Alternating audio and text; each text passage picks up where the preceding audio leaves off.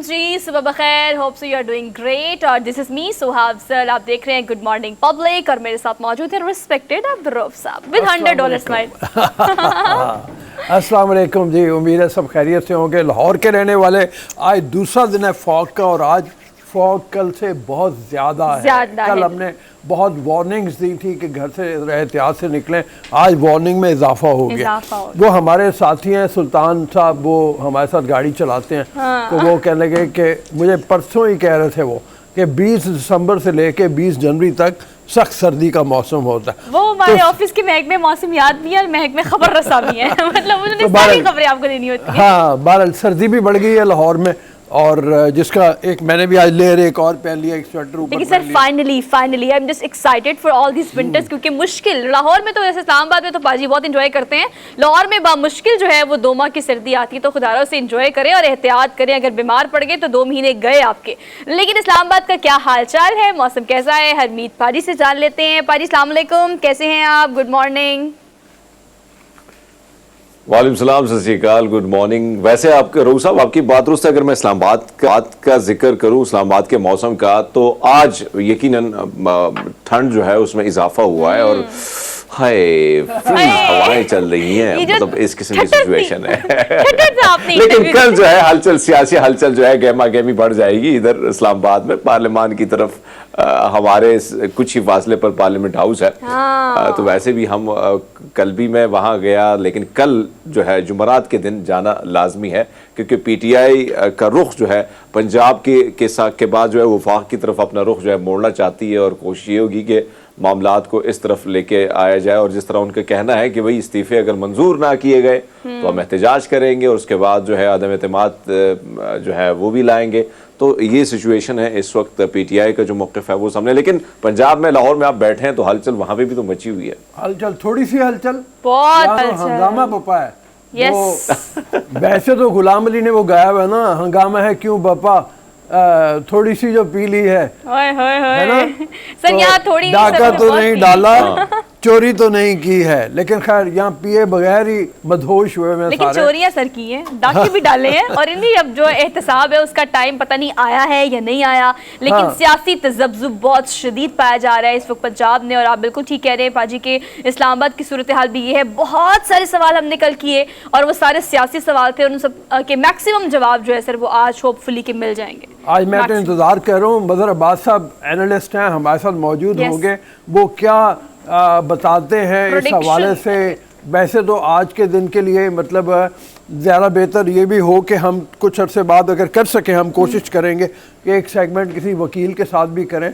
और वो ये है कि ज़रा कानूनी तौर पे भी देखें, क्योंकि कानूनी तौर के ऊपर दोनों तरफ से इंटरप्रिटेशन मुख्तलिफ आ रही हैं। एक तो ये कह रहे हैं कि गवर्नर जब समरी भेज देते हैं इजलास बुलाने की तो बाइंडिंग हो जाता है, ज़रूरी हो जाता है स्पीकर के ऊपर कि स्पीकर कौमी सूबाई असम्बली का इजलास बुलाए। लेकिन स्पीकर ये कह रहे हैं कि सेशन पहले से चल रहा है और जब सेशन चल रहा हो तो इजलास नहीं बुलाया जा सकता, आइन की रूल्स है। अब ये इंटरप्रटेशन दोनों की मुख्तलिफ है। अहमद बिलाल महबूब साहब जो हमारे साथी हैं, दोस्त हैं, वो तो कहते हैं कि बुलाया जाना चाहिए, इजलास ज़रूर होगा।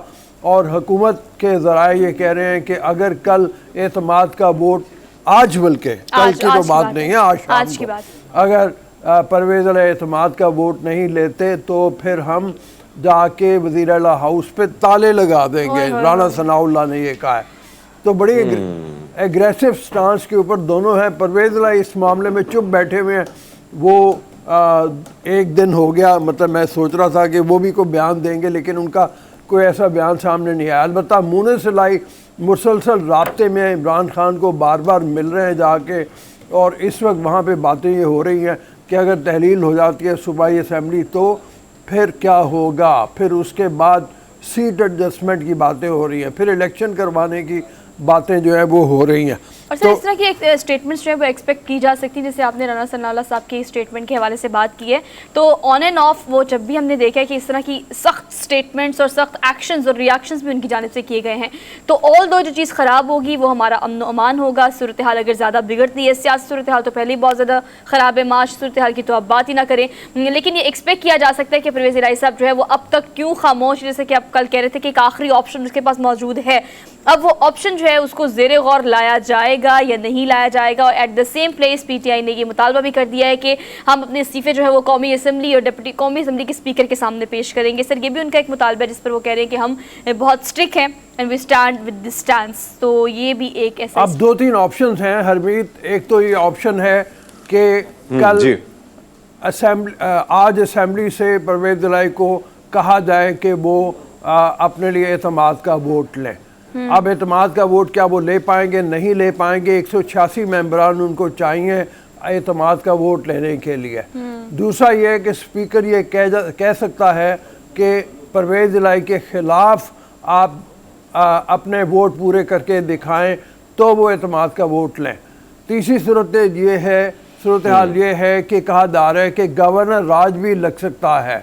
चौथी सूरत हाल ये है कि इजलास हो ही ना, जैसे कि सप्तान कह रहे हैं कि जनाब हमें मजबूर नहीं किया जा सकता, सेशन पहले से था और सेशन उन्होंने बर्खास्त कर दिया है जुम्मे को शाम तक के लिए। तो अजीब खिचड़ी पकी हुई है अगर इस लिहाज से देखा जाए तो। बिल्कुल आपकी बात दुरुस्त है कि मामला जो है बड़ा कठाई में लग रहा है, और मुझे ऐसे लग रहा है, बल्कि हम कल आप भी देख रहे थे और कानूनी माहिरीन जितने भी आए थे टेलीविजन पे उनकी बातें भी हम सुन रहे थे, उनका तजिया भी, कि मामला ऐसा लग रहा है कि ये अदालतों की तरफ जाएगा। लेकिन यहाँ पे सवाल ये पैदा होता है कि खैबर पख्तूनख्वा की असम्बली का क्या होगा, क्योंकि पंजाब की असम्बली तो कंट्रोवर्शियल हो जाएगी। ऐसे में अगर वो खैबर पख्तूनख्वा की असम्बली से को डिसॉल्व करते हैं तो फिर क्या वो इंतजार करेंगे तहरीक इंसाफ इस सारे मामले का, जब तक पंजाब का ये मामला सॉल्व नहीं होता तब जाके वो खैबर पख्तूनख्वा की तरफ जाएंगे। लेकिन ये सूरत हाल इंतहाई, और हम देख रहे हैं कि कुछ हल्के ये कह रहे हैं कि पीटीआई जो है वो दोबारा पार्लियामान की तरफ वापसी का एक उनकी कोशिश है, बल्कि उनको कई इशारे भी मिले हैं और पहले से भी उनकी प्लानिंग थी कि अब जिस तरह वो आएंगे इस्तीफे जमा कराएंगे और इस्तीफे जो स्पीकर मंजूर नहीं करेंगे तो जाहिर बात है कि वो एहतजाज करेंगे और पार्लियामेंट की तरफ अदम एतमाद, क्योंकि अदम एतमाद की अगर बात की जाए तो वजीर आज़म के खिलाफ अदम एतमाद लाने के लिए भी पीटीआई के पास जो अरकान की तादाद है वो भी कम है। बिल्कुल ठीक है, ये कई ऑप्शंस हैं जिनके ऊपर काम हो रहा है। खैर कल एक बहरान हमारे सामने और जो आया है इसकी तरफ तो हमने बात करनी है बड़ी तफसील के साथ इंशाल्लाह ताला। थोड़ी देर में हमारे सेगमेंट में मदर अब्बास मौजूद होंगे तो आप इंतज़ार कीजिएगा, हम उनके साथ बात करेंगे, इस हवाले से मुख्तलिफ जो ऑप्शन है उनकी बात करेंगे। लेकिन एक बहरान और हमारे सामने जो है वो तवानाई का बहरान है, और तवानाई के बहरान के हवाले से ये हुकूमत ने यह फैसला किया है कि मार्केट्स को 8 बजे बंद कर दिया जाए, शादी हॉल 10 बजे बंद हो जाए करें, होटल रेस्टोरेंट्स वगैरह उनके बारे में 1 घंटे का उन्होंने सोचा है कि टाइम और दिया जा सकता है, लेकिन 8 बजे अभी की बात है। बड़ा शदीद बहरान है तवानाई का आते हुए, ऐसे लग रहा है कि हुकूमत उसकी पेशबंदी कर रही है और वो पहले से वार्न कर रही है, जिसके बारे में जो अपोजिशन है उनका कहना यह है कि हुकूमत के पास अब तवानाई के बहरान से निपटने के लिए कोई ऑप्शन नहीं है। उसकी वजह यह है कि इनके पास बिजली खरीदने के लिए पैसे ही नहीं है, और गैस हम जानते ही हैं कि गैस के जो बाहर से आने थे कागोज वो नहीं आ रहे, जिसकी बुनियाद के ऊपर गैस की भी शॉर्टेज है। तो बिजली पैदा नहीं होगी तो बहरान और ज़्यादा बढ़ेगा। अच्छा, इसी के साथ ये हुआ कि ताजर बरादरी जो है उन्होंने इनकार कर दिया हुकूमत की बात मानने से। हुकूमत तो यहाँ तक कह रही है कि अगर 20% सरकारी मुलाजमीन घरों से काम करें तो काफ़ी पैसे और बचाए जा सकते हैं, और ये कह रहे हैं कि हमें इसी तरह के काम करने की ज़रूरत है जैसे कोविड के दिनों में हमने किए थे। लेकिन सर आपको पता है हमने बहुत दफ़ा इस चीज़ के बारे में बात की है कि आखिरकार if you talking about Covid time period तो अमीर पाजी हम उसके यूज टू हो गए थे, और आपको पता है कि you have been there so many, like आपने बहुत सारे मुल्कों को विजिट किया और आप ऑन एंड ऑफ इस बात को कोट करते रहे शो में कि देखिए वहाँ पता होता है कि you have to complete your every kind of task before 8 o'clock, before 7 o'clock, क्योंकि आपको पता है कि मार्केट्स 9 बजे के बाद या 10 बजे के बाद नहीं खुलेंगी। तो जब आपको पता होगा कि yes you can not go to markets और आप सच थिंग्स जो आपको चाहिए रोज़मर्रा ज़िंदगी के लिए, तो फिर आप ऑटोमेटिकली उसके लिए पहले से बैकअप करेंगे, पहले से काम करेंगे, टाइमली तैयार होंगे, टाइमली काम करेंगे। तो ये हमारी चीज़ों को, ये ज़िंदगी को sir I am in the favour of regularise करने के लिए शायद बहुत ज़्यादा ज़रूरी भी है। लेकिन इस खबर के आने के बाद ना रूह साहब, जो शादीशुदा जोड़े हैं जिन्होंने भंगड़े डालने हैं, जिन्होंने बड़ी कोशिश की थी, बड़ी तैयारियां की थी, अब शादी हाल 10 बजे बंद होंगे तो उनको बड़ी तकलीफ होगी। लेकिन वैसे ये तो लाइट मूड पे था, लेकिन अगर हम देखें तो ये बात दुरुस्त है कि ताजर बरादरी जो है वो हमेशा सरापा एहतजाज होती है, क्योंकि एक आदत जो है, एक लत हम सबको पड़ गई है कि शॉपिंग करनी है तो भाई 6 बजे 7 बजे और 8 बजे की बात करनी है, या रेस्टोरेंट की तरफ जाना है खाने के लिए तो वो भी 10 11 12 बजे जाना है। तो ये चीज़ जो है अपनी आदत को भी बदलना होगा। मेरे ख्याल में रऊसो और सोहा, मैंने देखा है कि माजी में भी ऐसा हुआ है कि जब जाहिर बात है एडमिनिस्ट्रेशन सख्ती दिखाती है तो फिर ये मार्केट्स भी बंद होती हैं, ये होटल्स भी बंद होते हैं और कहीं ना कहीं ये शादी हाल जो है वो भी बंद होते हैं। लेकिन अब ये बहरान जो है ये शिद्दत इख्तियार कर रहा है, और आप जिस तरह फरमा रहे हैं रूह साहब, अब कहा जा रहा है कि इलेक्ट्रिक मोटरसाइकिल जो है हमारी कोशिश है कि वो भी मार्केट में लेके आए। कल आपने देखा ख्वाजा आसिफ साहब और दीगर वज़रा जो थे उन्होंने ये प्रेस कॉन्फ्रेंस की, लेकिन इसमें कोई शक नहीं है कि हमारे पास अब देखें ना $4.5 अरब हमें चाहिए, जो पोर्ट कासिम में चीज़ें पड़ी हैं, जो फीड है, यानी हमने पोल्ट्री फार्म जो चलाने हैं उसके हवाले से जो फीड है, फिर दीगर ऐसी चीज़ें हैं, और फिर दवाइयों की जो बात है, मेडिसिन की बात है, उनके लिए भी हमें कैश की सूरत में डॉलर चाहिए और हमारे पास है नहीं। हाँ बिल्कुल, ये सारे बहरान जो है ये अपनी जगह मौजूद हैं। पोल्ट्री फीड का मैं भी देख रहा हूँ, बारहा वो इसका एहतजाज कर रहे हैं, प्राइम मिनिस्टर तक बात पहुँचा रहे हैं कि सोयाबीन और जो बाकी पोल्ट्री फीड जिन चीज़ों से बनती है वो कार्गोस खड़े हैं, उनको छुड़ाने के लिए पैसे नहीं हैं। आप बिल्कुल ठीक बात कह रहे हैं। और ये भी बहरान है, दवाइयों का भी इंसुलिन कह रहे हैं शॉर्ट हो रही है अभी मार्केट में, वो लोग डायबिटीज़ के मरीज़ हैं, उनके लिए प्रॉब्लम खड़ा होगा। तो काफ़ी सारे बहरान हैं जिनसे हमें निकलना है, और हम पड़े हुए इसके ऊपर के इलेक्शन खेल रहे हैं और असम्बलियाँ तोड़ना खेल रहे हैं। और सर इस बात को हमेशा हम अपने प्रोग्राम में कहते हैं कि हम इसको अनाउंस नहीं कर पा रहे, या हुकूमती इदारे जो हैं वो आप तक ये बात कन्वे नहीं कर पा रहे। हमने बारहा ये कहा है कि जो डिफ़ॉल्ट किसी सूरत हाल है वो मज़ीद गंभीर तर होती चली जा रही है। पैसे किसी कंसर्न डिपार्टमेंट के पास, हुकूमत के पास इस वक्त मौजूद नहीं है। अपने ख़जाने की हमने बात की है तो बारहा आपको पता है कि सिर्फ चीन और सऊदी अरब की वो रकम मौजूद है, जिसकी वजह से हम अभी थोड़ा सिर्फ स्टैंड कर रहे हैं, सिर्फ खड़े हैं, और लड़खड़ाते हुए कभी भी हमारी मेशत जो है वो पूरी की पूरी गिर सकती है। ऑल्दो ये सारे शॉर्टेज जो है इसको हम आपसे ऑन एंड ऑफ प्रोग्राम में जिक्र करते हैं और शेयर करते हैं। अभी कल एक अच्छी खबर है, वैसे आलमी बैंक की जाने से पाकिस्तान को $1.7 अरब जो है वो उसकी भी मंजूरी दे दी गई है। तो ऐसे में कुछ ना कुछ इमदाद जो आती है उसमें उससे कुछ ना कुछ ही जो सूरत हाल है वो काबू पाए हो जाती है। लेकिन सबसे बड़ा मसला ये है कि जो हमारी ख्वाहिश है, बल्कि हुकूमत की जो काविशें हैं वो ये है कि IMF से के जो मामलात हैं वो जल्द अज जल्द तय पाएँ, ताकि जो आप फरमा रही हैं सुहा, बिल्कुल आपकी बात दुरुस्त है कि डिफ़ॉल्ट का जो सीन है उससे कम से कम निकलना जा सकता है। तो कोशिशें बड़ी तेज़ी से चल रही हैं, लेकिन पॉलिटिकल इंस्टेबिलिटी जो है उसने कहीं ना कहीं तबाही मचाई हुई है पूरे मुल्क में। लेकिन आज इसको भी हम देख रहे हैं बड़ी मंदी सूरत हाल से कोई ना कोई सूरत हाल आज निकल आएगी। हम बड़े होपफुल हैं इस चीज़ को लेके, जो भी होगा एटलीस्ट फैसला आज हो जाएगा पॉलिटिकल स्टेबिलिटी को लेके। ऑल्दो आगे बढ़ते हैं, अपने प्रोग्राम के टॉप स्टोरीज की तरफ चलते हैं। टिपिकल रनडाउन की टॉप स्टोरी जो है फॉरमोस्ट आपको ये अपडेट करेंगे कि जो सूरत हाल है सियासी इस वक्त पंजाब में, KPK में, और अगर हम इस्लामाबाद की बात करें, लाहौर, पंजाब, किसी भी जगह की बात करें, तो हर जगह TV स्क्रीन के साथ ग्लूड है अवाम ये देखने के लिए कि इस्तीफे जब पेश किए जाएंगे तो PTI का मुतालबा ये कि वो हम कौमी असम्बली के सामने पेश करेंगे। और इसके अलावा जो बाकी तैयारियां की गई हैं, नंबर गेम जो है सर, वो इत्तेमाद के वोट की नंबर गेम, और ये चैलेंज जो है जिसका सामना परवेज़ इलाही साहब को है, वो क्या स्टैंस लेते हैं ये भी आज ही पता चल जाएगा। इसको हम डिटेल में डिस्कस करेंगे अपने एनालिस्ट के साथ। इसके अलावा हमने आपको आज एक और ऐसी चीज़ के बारे में बताना है कि सर मौसमियाती तग़य्युराती जो तब्दीली चल रही है क्लाइमेट चेंज की वजह से, हमें एक कुछ ऐसी बीमारियां जो नई हैं और कुछ ऐसी बीमारियां जो पुरानी हैं, जो वबा के तौर पर दोबारा से फूट रही हैं, वो कहाँ कहाँ किन किन इलाकों में मुतासर कर रही हैं। सर हम खसरे की बात कर रहे हैं, ये वबा दोबारा से फूट पड़ी है चंद इलाकों में और वहाँ पर शदीद नुकसान पहुँच रहा है, ख़ासतौर पर बच्चों को हलाकतें सामने आ रही हैं। और ये किस किस वजह से, किन वजूहात की बिना पर ये वबा जो है वो इतनी ज़्यादा दोबारा से ज़्यादा, मुझे लगता है सर कोविड के बाद जो भी बीमारी आती है वो ज़्यादा इंटेंसिटी के साथ आती है, ये शायद हमारा इम्यून कमज़ोर हो गया। तो हम इसको डिटेल में अपनी टॉप स्टोरी में डिस्कस करेंगे।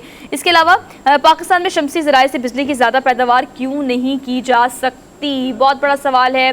गर्मियों की ड्यूरेशन की बात करें और पाकिस्तान में हम अगर चारों मौसम की बात करें तो शमसी तवानाई को क्यों ज़्यादा इस्तेमाल करके अपने वसाइल को बढ़ाया नहीं जा सकता, मसाइल को कम नहीं किया जा सकता, ये और इस तरह की बहुत सारी ऐसी चीज़ें जिनको हम इस्तेमाल कर सकते हैं। इस पर हम डिटेल में बात करेंगे। अच्छा जी, आगे बढ़ते हैं, चलते हैं अपने डेली डोज की तरफ। सेलिब्रेशन तो खत्म ही नहीं हो रहा ना सर। डेली डोज का मतलब आपके पहली खबर हमने अर्जेंटीना से सर, एक तो वहाँ पे अर्जेंटीना में खुद सेलिब्रेशन खत्म नहीं हो रहा, ऊपर से आप सोशल मीडिया देख लें, किस ने मेसी को मुबारकबाद नहीं दी, किस ने ट्वीट नहीं किया, किस ने फोटोज और वीडियोस नहीं लगाई। Oh my goodness. और वहाँ जो मजमा इकट्ठा था सर, ओ माय गॉड, कितने लोग थे? लाखों अफराद अर्जेंटीना में लोग आए हैं।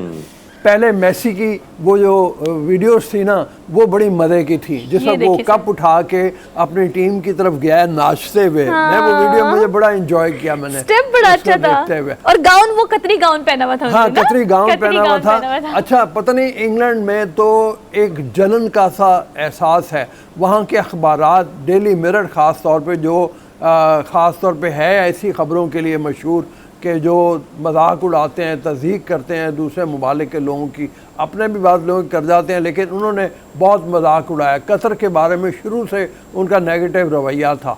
तो बहरहाल वो गाउन पहनाने पे भी उन्होंने तनकीद का निशाना बनाया। और उसके बाद अब जो हम बात कर रहे हैं, ये आप सीन जो देख रहे हैं कि जैसे ही मेसी जहाज़ से उतरा है वर्ल्ड कप लेके, तो बाहर का मंजर क्या था। तो मेसी साहब जो हैं आए हैं अपने अर्जेंटीना के सरकारी जहाज़ के ऊपर अपनी टीम के साथ, और वो कप उन्होंने पकड़ा हुआ है और वो जनाब नाचते हुए। अगले मॉर्निंग की फोटो पता है उन्होंने कौन सी लगाई है? वो बेड पे सोए हुए और साथ ट्रॉफी रख के सोए हुए हैं, और वो फोटो लगाई गुड मॉर्निंग के साथ। वायरल भी बड़ी हो गई है। हाँ, वायरल भी बड़ी हो गई है। और दूसरा से देखिए, अपने सेलिब्रेशंस के तरीके देखे, प्लेन का जो आपने देखे विंग, उस पे उन्होंने फोटो बनाई हुई है मेसी की। Everywhere you can see messed up with Messi. ये वाला सीन हुआ है अर्जेंटीना में। लेकिन they are celebrating every day, day and night, every hour, every moment, every minute, मतलब they are celebrating like anything. और मज़ा आ रहा है सर देख के हमें तो।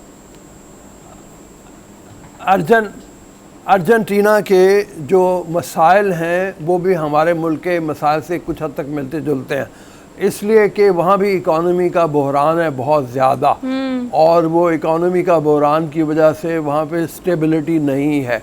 लेकिन ये जो वर्ल्ड कप उन्होंने जीता, इसने उनको एक ऐसा खुशी का सामान दिया है डिप्रेशन के दौर में कि जिसकी कोई इंतहा नहीं है। तो हम कंपेयर करें कल के मैच के हवाले से, हमारे यहाँ हमारी टीम मैं भी रोज़ा उस साइड पे आने वाला था कि एक तरफ तो जो हमारे मुल्क के हालात है, दूसरी तरफ क्रिकेट के जो हालात है, वो खुशी भी हमें नहीं मिल सकी। हाँ बिल्कुल हरमीत, आप सही कह रहे हो।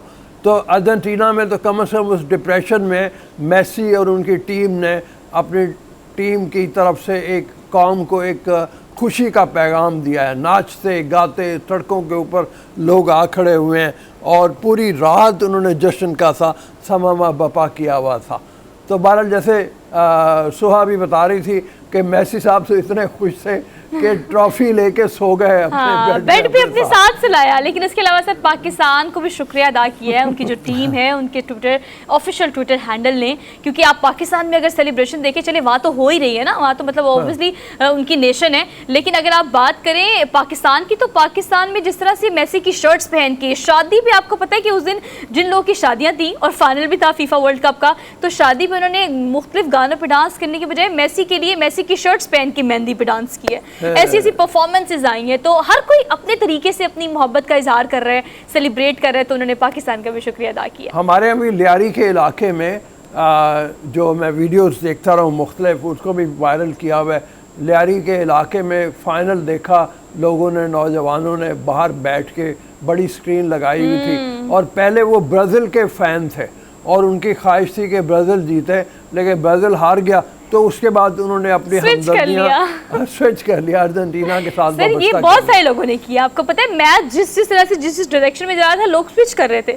मेरे ऑफिस में 1000 लोगों ने मतलब ये प्लान किया था कि हमने सपोर्ट किसे करना है, और एंड पे जब देखा अर्जेंटीना जीत रहा है तो बस अर्जेंटीना को सपोर्ट करना शुरू कर दिया। तो यही हुआ है ऑल दो, लेकिन सेलिब्रेशन बनती है बॉस, करें आप जितनी सेलिब्रेशन करनी है आप उतनी करें।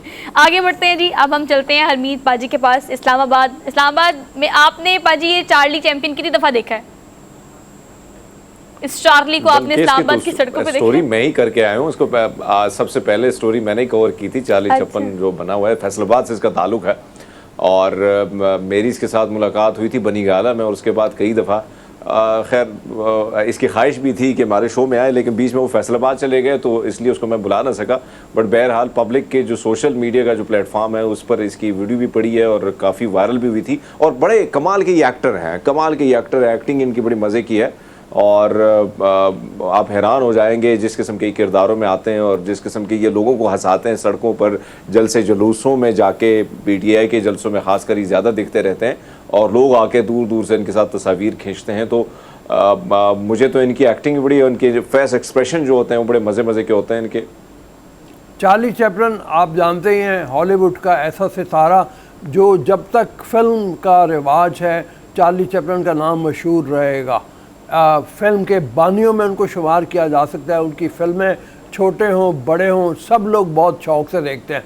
तो उनका स्वांग भरना, उनका रूप बना के सड़कों के ऊपर आना, ये इस नौजवान ने किया। और जैसे कि हरमीत कह रहे हैं कि उनकी स्टोरी इन्होंने की थी, ये इन्होंने 3-4 हज़ार में कहते हैं मैं बहरूप बदलने के लिए अपनी चीज़ें ख़रीदता हूँ बाज़ार से और फिर 80% लोग जो हैं मेरी हरकतें देख के मुझे शाबाश देते हैं।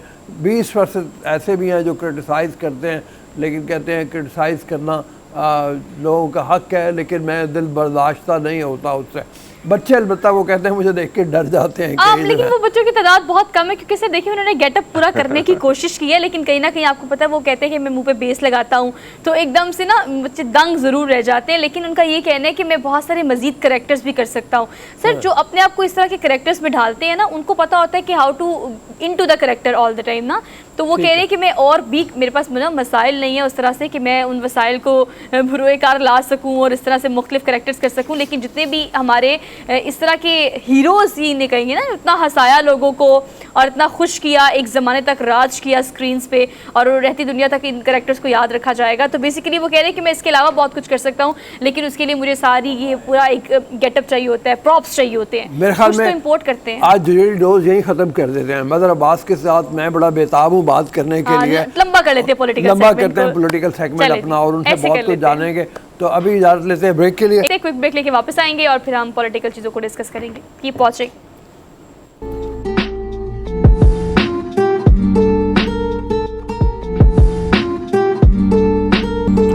जी अस्सलाम वालेकुम। राजी ब्रेक के बाद पंजाब असम्बली बुलाने पर जो तनाज़ा खड़ा हुआ है उसका हल क्या निकलेगा? ये जो पूरे मुल्क में एक फ़ज़ा है क्रिएट हुई हुई, इसका कोई हल निकलेगा नहीं निकलेगा, क्या हल हो सकता है, इस हवाले से बात करेंगे। मदर अब्बास सीनियर तजियाकार हैं, हमारे दोस्त हैं, हमारे साथ मौजूद हैं। अस्सलाम वालेकुम मदर। जी वालेकुम अस्सलाम।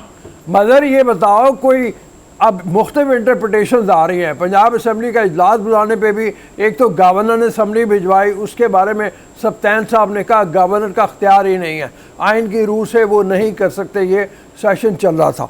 और अहमद बिलाल का ये कहना है कि गवर्नर की जब इस तरह की चीज़ आ जाए तो बाइंडिंग हो जाता है इजलास बुलाना।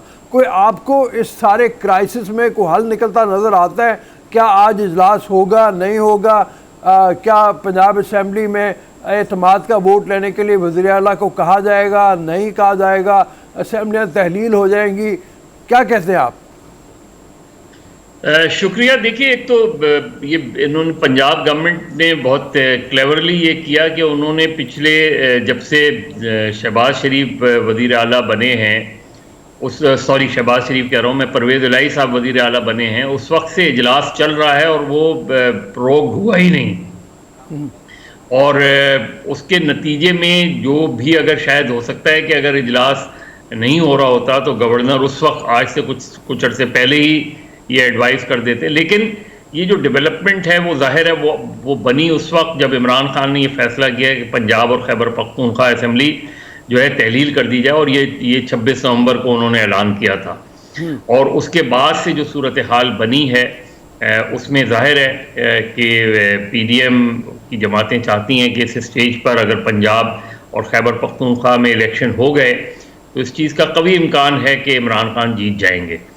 लिहाजा उन्होंने इस चीज़ को रोकने के लिए, क्योंकि अगर आपको याद हो कि शुरू में आज से 3-4 महीने पहले तो ख़ुद PDM जो है, जब इमरान खान फ्रेश इलेक्शन की बात करते थे तो PDM के लीडर्स खुद ये कहते थे कि असम्बलियाँ तहलील, पहले खैबर पख्तूनख्वा और पंजाब की असम्बलियाँ तहलील करें, तो फिर हम देखते हैं अगर आप आम इंतखाबात में वाकई संजीदा हैं।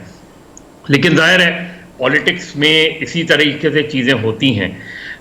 अब इस वक्त सूरत हाल क्या, मुझे तो ये खदशा लग रहा है काफ़ी हद तक कि आज शाम तक ऐन मुमकिन है आज रात गवर्नर राज लग जाए।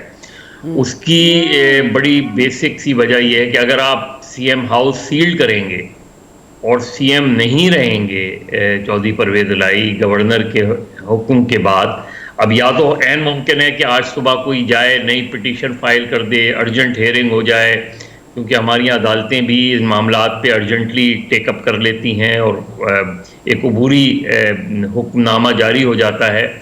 जिस तरह काफ़ी अरसे से चल रहा था, उन 15 के करीब अराकीन की जिनकी रुकनीत जो है वो मुअत्तल थी, लेकिन कल अचानक लाहौर हाई कोर्ट में फ़ैसला आ गया कि इनको, उन्होंने उस अबूरी ऐलान को मुअत्तल कर दिया और अराकीन को इजाज़त दे दी कि वो इजलास में न सिर्फ शरीक हो सकते हैं मगर माफ़ कीजिएगा, अगर वोटिंग का भी वो हो मौका हो तो वोट भी कास्ट कर सकते हैं।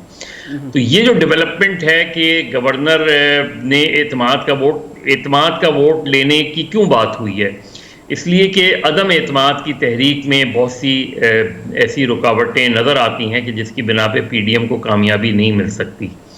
लेकिन उन्हें थोड़ा सा इम्कान इस चीज़ का लगता है कि अगर एतमाद का वोट लेने का गवर्नर कहेगा तो शायद उन्हें ये कामयाबी मिल जाए। लेकिन जब ज़ाहिर है कल स्पीकर पंजाब असम्बली ने जो मौक़िफ़ दिया है, सप्तान साहब ने जो मौक़िफ़ इख्तियार किया, उससे ज़ाहिर है सूरत हाल बहुत वाज़ेह लग रही है कि हम एक तसादुम वाली सूरत हाल की तरफ जा रहे हैं। अब उस तसादुम के नतीजे में जो राना सनाउल्लाह साहब ने कल बात की थी, उससे और ज़्यादा सूरत हाल कशीदा हो गई है। तो अब सूरत हाल ये है कि कौन CM हाउस को सील्ड करेगा। अगर फ़र्ज़ करें PTI के लोग बड़ी तादाद में CM हाउस के सामने पहुंच जाते हैं और हुकूमत ये फ़ैसला करती है कि रेंजर्स के थ्रू जो है सील्ड किया जाए, क्योंकि पुलिस तो ज़ाहिर है पंजाब हुकूमत के अंडर है, तो फिर क्या होगा? फिर अगर कोई इस तरह की सिचुएशन डेवलप होती है तो मुझे कभी इम्कान लग रहा है, हो सकता है मैं गलत हूँ, कि ऐन मुमकिन है, हालांकि 18वीं तरमीम के बाद गवर्नर राज लगाना आसान नहीं है और ये मामला फौरी तौर पे लाहौर हाई कोर्ट या इवन सुप्रीम कोर्ट तक जा सकता है। तो ये और इसका भी कभी इम्कान है कि चौधरी परवेज़ इलाही वापस रिस्टोर हो जाए अगर उन्हें मुअत्तल किया जाए। तो इसमें PDM को फ़ायदा क्या होगा, PDM को नुकसान क्या होगा? लेकिन PTI ने एक ऐसी सूरत हाल ज़रूर खड़ी कर दी है कि अब तमाम फोकस जो है पाकिस्तान की सियासत का वो लाहौर बन गया है। वो जमान पार्क से लेके जो है वो हाउस ऑफ शरीफ तक और या जरदारी हाउस तक हम देख लें तो इस वक्त पाकिस्तान की पॉलिटिक्स का मरकज़ जो है इस वक्त लाहौर है। और आज शाम तक सूरत हाल में बहुत तेज़ी से तब्दीलियाँ आती आपको नज़र आएंगी और अगर कोई हल नहीं निकलता तो मुझे इस चीज़ का बहुत खदशा है कि शायद रात तक गवर्नर राज लग जाए। जी हरमीत। मज़हर साहब, ये जो कशीदा सूरत हाल है पंजाब की, जिस तरह आप फरमा रहे हैं, अल्लाह ना करे कि ये मामला उस तरफ जाएं जिस किस्म से जिस तरह बुरहान का मुल्क हो चुका है, बुरहान है मईशत का, दीगर चीज़ों का। लेकिन इस सूरत हाल में खैबर पख्तूनख्वा का भी ऐलान किया था जुमे के दिन को कि दोनों असम्बली तहलील की जाएगी। लेकिन अगर पंजाब में ये सूरत हाल रही तो खैबर पख्तूनख्वा का क्या होगा? क्या उसको कुछ वक्त के लिए डिले किया जाएगा या जो है उसको डिसॉल्व कर दी जाएगी वहाँ की असम्बली अकेले पंजाब के बाद बगैर?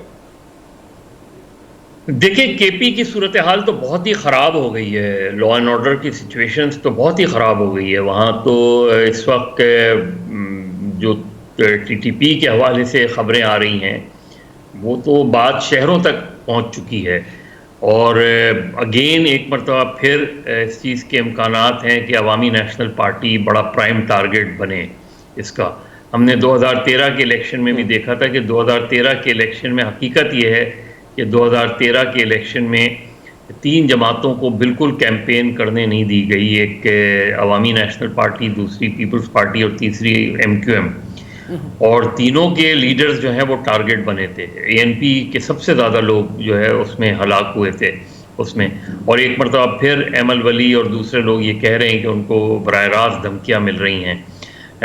और जो बन्नू वाला वाक़या है वो तो हमारी आंखें खोलने के लिए काफ़ी है कि अगर जिस तरीके से CTD के दफ्तर पर कब्ज़ा किया गया, लोगों को यरगमाल बनाया गया, और इसी तरीके से पूरे सूबे में जो एक तरीके से जो सिक्योरिटी अलर्ट जारी हुआ है, उसके बाद तो KP असेंबली डिज़ोल्व होती है नहीं होती, लेकिन कम अज़ कम इमरान खान को ये ज़रूर चाहिए था कि वज़ीर आला KP से कहते कि आप फौरी तौर पर वापस जाएं, KP को बिल्कुल इससे आउट करते और उनको उस सूरत हाल से निमटने देते।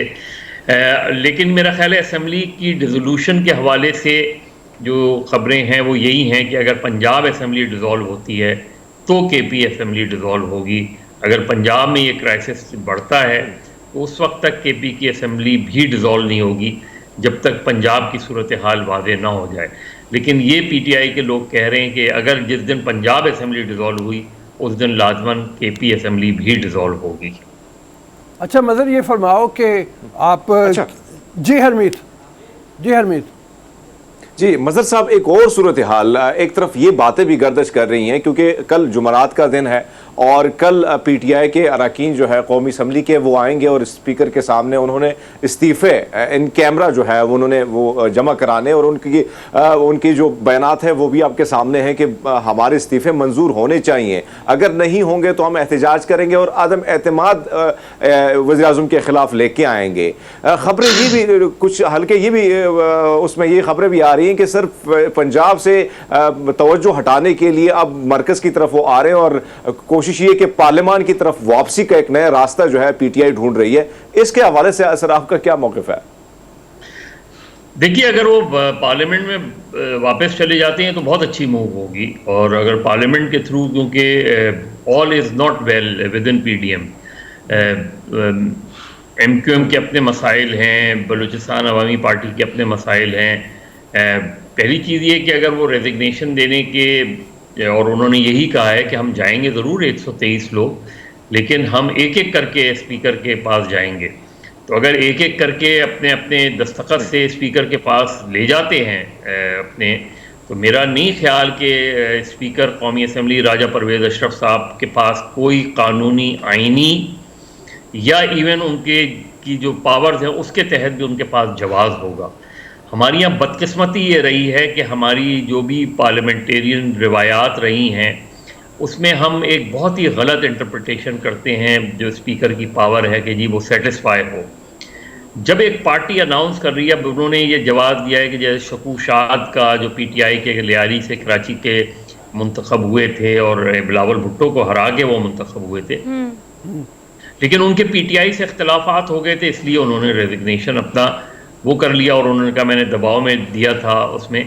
लेकिन आपने 10 लोगों के तो रेजिग्नेशन एक्सेप्ट कर लिए और उधर ज़िमनी इलेक्शन भी करा दिए, और बाकी लोगों के आप बिल्कुल टाले जा रहे हैं। तो मेरा ख्याल है PDM को ये ज़रूर सोचना चाहिए कि जो आज वो PTI के साथ कर रहे हैं, जो बिल्कुल इसी तरह की सूरत हाल 2014 में भी पैदा हुई थी, तो मेरा ख्याल है हम कोई अच्छी रिवायात नहीं कायम कर रहे। अगर एक पार्टी ने वो कर दिया है और एक एक करके जाके सब लोग अपना रेजिग्नेशन देते हैं तो स्पीकर को एक्सेप्ट कर लेना चाहिए।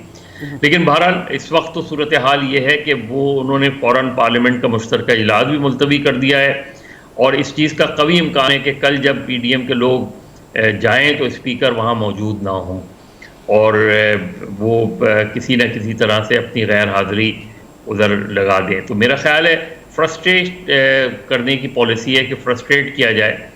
अब अगर PTI ये अनाउंस कर रही है कि हम वज़ीर आज़म के ख़िलाफ़ अदम एतमाद लाएंगे, तो उसके लिए तो उन्हें वापस पार्लियामेंट में जाना पड़ेगा। तो ये कॉन्ट्रडिक्शन उन्हें अपनी दूर करनी चाहिए कि अगर उनके रेजिग्नेशन एक्सेप्ट नहीं हो रहे और वो जा रहे हैं रिज़ाइन करने, तो फिर दोनों चीज़ें या तो तय कर लें उन्होंने, लेकिन अगर वो अपने इस्तीफे देने जाते हैं तो मेरा ख्याल है राजा परवेज़ अशरफ साहब के पास कोई जवाब नहीं है कि उनके इस्तीफे कबूल ना किए जाएं, चाहे उसके तहत ज़िमनी इलेक्शन हो, जो भी हो।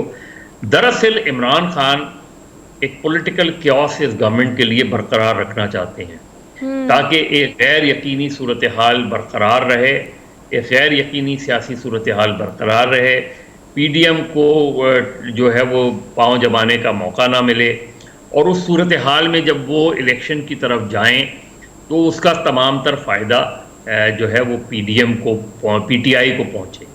लेकिन PDM उसके मुकाबले में जो स्ट्रैटेजी बना रही है वो ये बना रही है कि वो ये कोशिश कर रहे हैं कि 1 साल के लिए मज़ीद इलेक्शन को आगे बढ़ा दिया जाए, और उसके लिए वो कोई ना कोई जवाब तैयार कर रहे हैं। जो बहुत ही ख़तरनाक सूरत हाल लग रही है कि वो ये सारे मामलात अल्टीमेटली, मुझे लग ये रहा है कि अल्टीमेटली ये तमाम मामलात जो है वो कहीं ना कहीं हायर जुडिशरी में ही जाके तय होंगे। और अगेन हमने 90s से लेके आज तक ये देखा है कि पार्लियामेंटेरियन ने ख़ुद पार्लियामेंट को बेतौकीर कर दिया है, जिसकी वजह से जो मामलात पार्लियामेंट में तय होने चाहिए वो मामला सुप्रीम कोर्ट के ऑर्डर से तय होते हैं, वो मामला सुप्रीम कोर्ट की डायरेक्टिव से तय होते हैं। हद तो ये है कि 2014 में भी कराची बदअमनी केस जब सुप्रीम कोर्ट ने टेकअप किया, उसके बाद कराची ऑपरेशन हुआ 2013 में, उसके बाद बल्कि 2012 में कराची बदअमनी केस जो है टेकअप किया था इफ्तिखार चौधरी साहब ने, और उस कराची बदअमनी केस की बुनियाद पे 2013 का ऑपरेशन शुरू हुआ था कराची में। तो मेरा ख्याल है कि पार्लियामेंटेरियंस को ये ज़रूर रिविजिट करना चाहिए कि उनके फैसले पार्लियामेंट में होंगे या उनके फैसले सुप्रीम कोर्ट में होंगे। इस्लामाबाद हाई कोर्ट के साबिक़ चीफ जस्टिस कई मरतबा कह चुके हैं कि पार्लियामेंटेरियंस अपने मामलात पार्लियामेंट में तय किया करें हर दूसरे मामले को, और उसका नतीजा ये होता है कि जो आम आदमी की हियरिंग्स हैं सुप्रीम कोर्ट या हाई कोर्ट्स में वो डिले हो जाती हैं, वो पेंडिंग में रहती हैं, जो है वो महीनों लग जाते हैं लोगों को चक्कर लगाते लगाते। तो ये मेरा ख्याल है मामलात, और इस सिलसिले में पहले रऊफ साहब को याद होगा पहले एक तजवीज़ दी गई थी कि फेडरल कोर्ट कॉन्स्टिट्यूट की जाए, और फेडरल कोर्ट कॉन्स्टिट्यूट करने का फ़ायदा ये होता कि जो भी आईनी मामलात हैं वो फेडरल कोर्ट में जाते वो, और सुप्रीम कोर्ट अपने रूटीन का काम करती। अब वो सारे मामलात जो है हाई कोर्ट और सुप्रीम कोर्ट में होते हैं, उसके नतीजे में जो आम आदमी के मुकदमात हैं वो पेंडिंग में चले जाते हैं, और ये जो मामलात हैं और मुकदमात हैं जो ऑल ऑफ अ सडन जो है टॉप हेडलाइंस बन जाते हैं, और इसकी वजह से जो मीडिया ग्लैमर है उससे बदकिस्मती से सुप्रीम कोर्ट और हाई कोर्ट भी मुतासर हो रही हैं।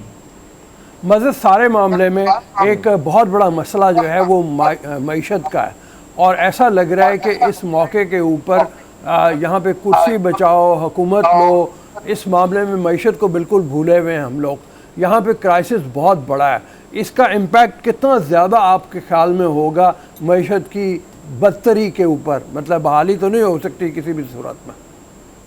बहुत ज़्यादा होगा। देखिए अगर पंजाब की सूरत हाल इस तरह बरकरार रहती है, अभी भी आप देख लीजिएगा सुबह जब स्टॉक मार्केट खुली, मुझे ताज़ा तरीन तो नहीं पता, लेकिन ऐसी सूरत हाल में कैसे जो है वो मार्केट अच्छी हो सकती है?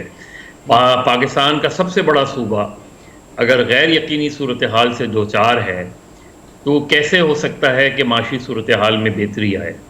जो फॉरेन इन्वेस्टर है वो क्यों इन्वेस्ट करेगा जब उसे नज़र आ रहा है कि पाकिस्तान में ना हेयर है ना देयर है। पाकिस्तान में सूरत हाल एक ऐसी बन गई है कि जहाँ पता नहीं कि कल किसकी हुकूमत हो, जहाँ पाकिस्तान में पता नहीं कि कौन आए और नहीं आए। इवन अगर आज भी आप जनरल इलेक्शन भी करा दें, कोई पार्टी 5 साल के लिए मुंतखब भी हो जाए, तो जो अपोजिशन होगी वो 1, 2, 3 महीने बाद फिर यही सिलसिला शुरू कर देगी, इसलिए कि सियासी जमातें मिल बैठकर सूरत हाल को नहीं एड्रेस कर रही। कल अगर इमरान खान की भले 2/3 अक्सरियत से हुकूमत आ जाए और वो जो है सब पे झरलू फेर दें, तो सड़कों पे एहतजाज को तो वो नहीं रोक सकेंगे। तो जो भी अपोजिशन होगी वो उस वक्त एहतजाज करेगी, वो यही सिचुएशन क्रिएट करेगी। तो पाकिस्तान एक ऐसे दोराहे पे आके खड़ा हो गया है कि जहाँ ना हम सियासी इस्तेहकाम पैदा कर पा रहे हैं, ना हम माशी इस्तेहकाम पैदा कर पा रहे हैं, ना हम माशरती इस्तेहकाम पैदा कर पा रहे हैं। बिल्कुल सही। और पाकिस्तान या एक तरफ गैर सियासी लोगों के रहमो करम पे हो गया है, तो दूसरी तरफ जो है वो इंतहा पसंदी ने दोबारा सर उठाना शुरू कर दिया है। तो एक ऐसी सूरत हाल में हम कहें ना कहें, हम बड़ी तेज़ी से एक नाकाम रियासत की तरफ बढ़ रहे हैं। थैंक यू सो मच मेरे साहब, बिल्कुल ठीक कह रहे हैं। बड़ा एक एनालिसिस इस हवाले से सर उन्होंने दिया है कि सिचुएशन जो भी है वो मज़ीद ही ख़राब होती हर एंगल से दिखाई दे रही है, क्योंकि सारे मिल बैठकर किसी बात पर इकट्ठे हो ही नहीं रहे। आप ये देखो ना, जैसे मदर ने कहा कि मतलब एक नाकाम रियासत के तौर पे अगर हम तेज़ी से बढ़ रहे हैं तो कितना ज़्यादा अफसोसनाक पहलू होता है। मईशत हमारी काबू में नहीं आ रही, और बिल्कुल सही बात है कि जिस वक्त हमें ज़रूरत है फ़ॉरेन इन्वेस्टमेंट्स की, लोन्स की, बोरिंग की, तो वो कैसे होगा? कहीं भी हम स्टैंड करते दिखाई नहीं दे रहे, और दुनिया को ये बात पता है। सर अहम बात ये है कि दुनिया को ये बात पता है, कोई हम तक नहीं पहुंचेगा। आहिस्ता आहिस्ता जो डिफ़ॉल्ट की तो बात चले छोड़ दे, जो हम तनज़्ज़ुली की तरफ जा रहे हैं, पता नहीं मज़ीद कितने साल लगते हैं सिर्फ उससे ऊपर उठने के लिए। तो ये सियासतदानों को थोड़ा सा समझना चाहिए आज की सूरत हाल के पेश नज़र। अब आगे बढ़ते हैं प्रोग्राम में। सर्दियों की हम बात कर रहे हैं और मौसम तो बहुत गर्मा गर्म है, सियासी माहौल हमने काफ़ी डिस्कस कर लिया है, लेकिन सर्दियों के मौसम की सौगात की बात कर लेते हैं, किन्नू की बात कर लेते हैं। तो ये किन्नू जो है ये कैसा फ्रूट है, ये सब सौगात है ख़ास तौर पर सर्दियों की।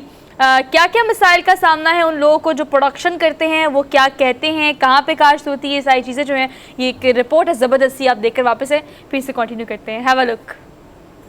मौसम सरमा का खूबसूरत फल किन्नू यहाँ अपने रंग से अपनी पहचान करवाता है, वहीं खाने में भी लाजवाब है। किन्नू अपने अंदर मुख्तलिफ विटामिन समेटे हुए हैं, लेकिन ये हर गरीब और अमीर की पहुँच में है। काश्तकार मेहनत का मुकम्मल फल ना मिलने की वजह से परेशान भी हैं। बाग लाने च खराजात बहुत ज़्यादा होए ने, इंदी जड़ी परवरिश की है उनके जो बहुत ज़्यादा अखराजात होए ने, खाद भी बहुत ज़्यादा रेट है, ते बाकी दवाइयात जड़ियां पाउंदियां स्प्रेयां पाउंदियां उनका भी रेट बड़ा ज़्यादा है।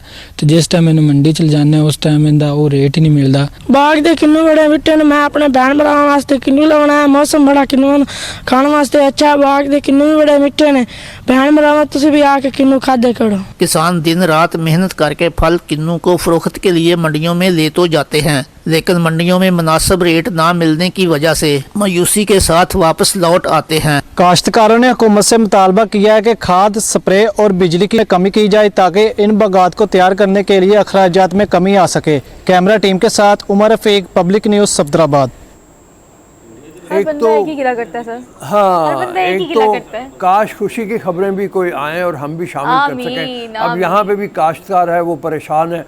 काश्तकार अगर महंगे दामों किन्नू लेके आएगा मार्केट में, लोगों की कुव्वत खरीद ख़त्म हुई है। मार्केट में जाओ आप, मुझे कल हमारे ड्राइवर जो हैं वो कह रहे थे कि सर आपको पता है प्याज और टमाटर का रेट क्या हो गया? हरमीत पाजी को पता है। हरमीत पाजी को पता है। इसी तरह से किन्नुओं का भी रेट जो है, मतलब आम आदमी जो है उसने शायद पूरे सीजन में अभी तक किन्नू नहीं चख के देखा होगा। Very true sir, very true. वो मतलब उधर काश्तकार मजबूर है, इधर आम आदमी मजबूर है। समझ में नहीं आ रहा किस तरीके से इसका सर आप जिंदगी गुजारने का तरीका देखें कि जो बेसिक नीड्स हैं हम उसको सही से जस्टिफाई नहीं कर पा रहे, उसको पूरा नहीं कर पा रहे। सौगात की बात तो चले हम बाद में कर लेते हैं ना। एक ज़माना था पाजी, आपको याद होगा, अब तो दुख होता है, तकलीफ होती है लोगों को देख के इस तरह से कि ये चीज़ें आप सौगात के तौर पर सेलिब्रेट करते थे कि विंटर्स आए हैं तो फ्रूट्स खाएंगे, सीजन आया तो सीजनल फ्रूट खाएंगे, इस तरह से बहुत सारी चीज़ें आप कर लेते थे। सोहा, अगर मैं माल्टे की बात करूं या आड़ू की बात करूं या जैपनी फल की बात करूं या आड़ू की बात करें, बहुत सारी ऐसी चीज़ें जो हमारे इलाके में हुआ करती थी, और अखरोट या शहद जो है, इस किस्म की चीज़ें हम लोग गिफ्ट करते थे दूसरों को। अब ये सूरत हाल है कि वो चीज़ें वहाँ पे भी नायाब हो चुकी हैं। यहाँ मार्केट में आप जाते हैं, रोज़ साहब ने दुरुस्त फरमाया कि आप प्याज की बात आपने की, वाकई में 235 रुपये जो है वो 3 दिन पहले उसकी प्राइस थी, अब 240 हो गई है। आप देखें ना कि डॉलर से ज़्यादा प्राइस जो है वो प्याज की बढ़ गई है। तो ये सूरत हाल है हमारी मार्केट की। और आप देखें ना कि आप टमाटर खरीदने जाते हैं तो ये सोचते हैं कि फल खरीदूं या ना खरीदूं।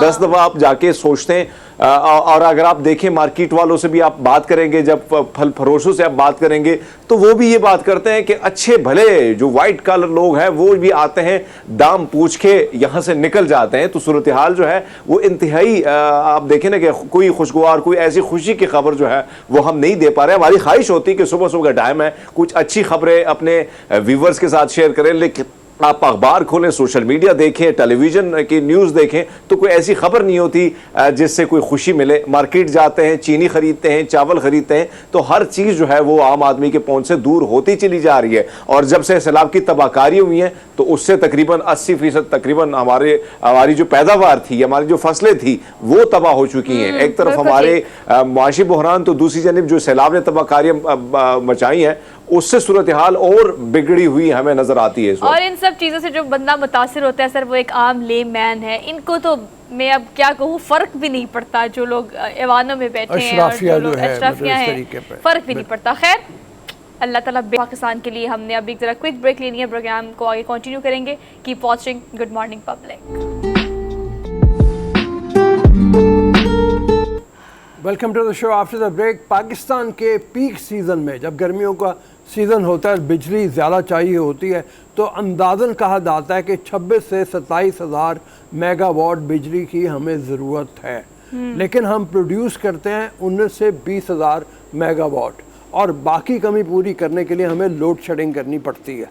इस हवाले से बिजली जो महंगी है, जिस वक्त सार्फिन को उसकी महंगी बिजली फ़रोख्त की जाती है तो वो भी चीख पड़ते हैं कि हमारे बिल बहुत ज़्यादा आते हैं गर्मियों में।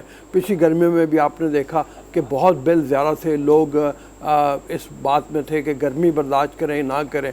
एक हल ये निकाला जाता है कि सोलर एनर्जी को ज़्यादा बढ़ा दिया जाए, सोलर प्लांट लगा के। अभी एक कायदे-आज़म प्लांट लगाया गया चीन के ताउन से, लेकिन उससे सिर्फ 430 मेगावाट बिजली प्रोड्यूस होती है, जो पाकिस्तान के आप खुद ही अंदाज़ा कर सकें 26-27 हज़ार में उसकी मकदार कितनी कम है। तो इस हवाले से क्या करने की ज़रूरत है? सस्ती बिजली प्रोड्यूस हो सकती है। गवर्नमेंट का कहना यह है कि 2030 तक हम इसको बढ़ा के 30% तक ले जाना चाहते हैं। क्या हुकूमत ये कर पाएगी? रुकावटें क्या हैं? इस हवाले से बात करते हैं। हरमीत के साथ हमारे मेहमान मौजूद हैं, डॉक्टर गुलफराज अहमद साहब, उनसे चल के बात करते हैं। Harmeet over to you. जी बिल्कुल रोज़ साहब, आपने दुरुस्त फरमाया कि यही सिचुएशन चाहे सर्दियां हैं या गर्मियां हैं, इस किस्म के हालात हमारे जो पाकिस्तान के शहरी हैं उनको देखने को मिलते हैं। डॉक्टर गुलफराज अहमद साहब हमारे साथ हैं। डॉक्टर साहब, बहुत शुक्रिया आपके टाइम का। लेकिन आपसे जानना चाहेंगे सर, ये जो बहरान होता है, चाहे सर्दियाँ आती हैं तो गैस गायब, गर्मी आती है तो बिजली गायब, क्या वजूहात थी? क्या आपने 1 दर्जन से जायद इदारों पे आप हेड रह चुके हैं, चेयरमैन रह चुके हैं, सारी चीज़ों को बड़े करीब से आपने देखा है, तो वजूहात क्या थी जिसकी बिना पर आज हम इस सारी चीज़ों को फेस कर रहे हैं?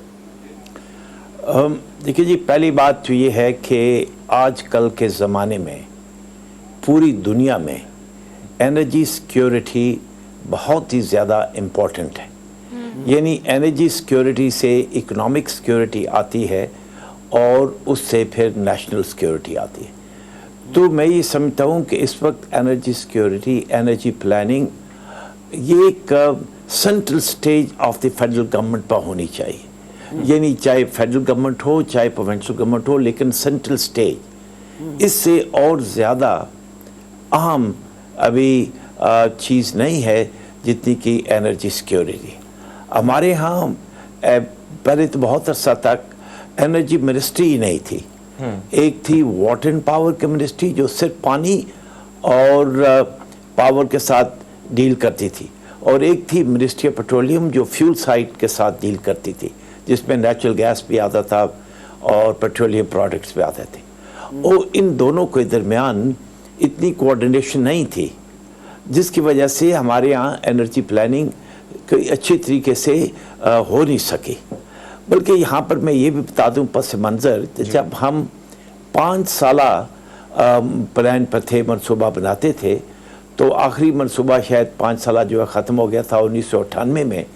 तो उस वक्त तक बड़ी अच्छी एनर्जी की प्लानिंग होती थी। एनर्जी प्लान का एक जामे मनसूबा जो है वो तैयार किया जाता था, और 1998 के बाद जब हमने 5 ईयर प्लानिंग प्रोसेस ख़त्म किया तो फिर उसके साथ इंटीग्रेटेड एनर्जी प्लानिंग भी ख़त्म होगी।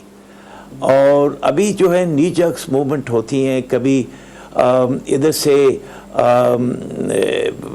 चाइना पाकिस्तान इकोनॉमिक कॉरिडोर से पावर प्लांट लगवा लिए, वो पावर प्लांट जो हैं उनकी लोकेशन जो है सही नहीं थी, कोयले के पावर प्लांट साहिवाल में ले आए, कोयला जो है बाहर से इम्पोर्ट होना था और Sahiwal is the food basket.